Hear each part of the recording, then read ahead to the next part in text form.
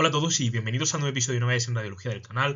Hoy vamos a estar haciendo un comentario un poco más extendido de nuestro vídeo de Radiología Pediátrica de este mes, que ha tratado sobre los tumores renales pediátricos más allá del tumor de Wilms. Los tumores de la infancia difieren notablemente de los del adulto, ya que el niño no es un adulto pequeño y tiene unas características fisiopatológicas que lo hacen particular. En el caso de los tumores renales, el más común con muchísima diferencia en el niño es el nefroblastoma o tumor de Wilms, que supone el 87% de los tumores renales de la infancia, siendo la masa renal de la edad pediátrica más común y supone un 6-7% de las neoplasias malignas de la infancia.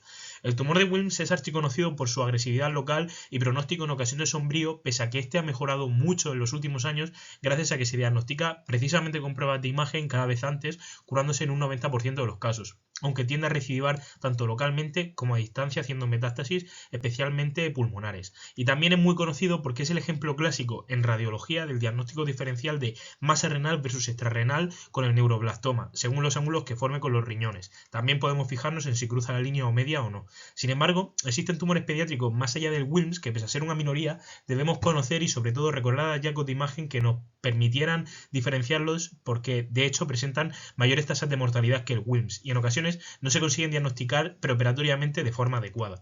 Los tumores renales no Wilms más comunes van a ser el carcinoma de células renales, el sarcoma de células claras renal, el nefroblastoma mesoblástico y el tumor rhabdoide renal. Y luego tenemos otros más raros como son los nefromas quísticos. Los nefromas quísticos son el pitfall más importante del tumor de Wilms con degeneración quística, puesto que los dos se van a mostrar como masas multiloculadas cuyas paredes realzan tras la administración de contraste.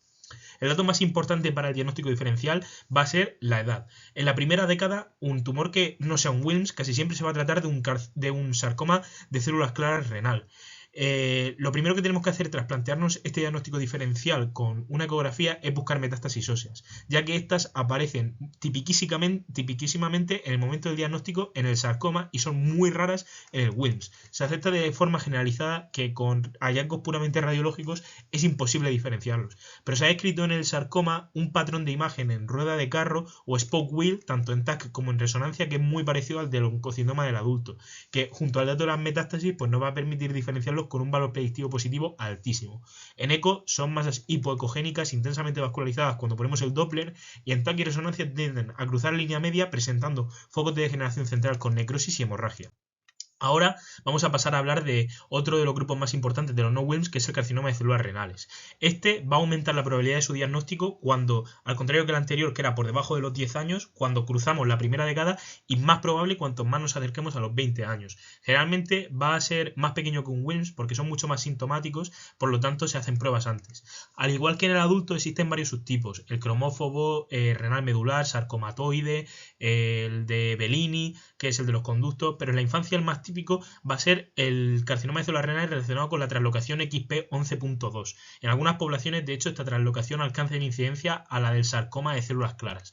Existe una característica radiogenómica que nos va a ayudar muchísimo para su diagnóstico y es que los tumores que presentan esta translocación son muy hipointensos en T2 con respecto al parénquima renal adyacente, mucho más que cualquier otro tipo de carcinoma de células renales, y en el TAC sin contraste, si se hace, que no se suele hacer por miedo a irradiar a los niños, son muy hiperdensos.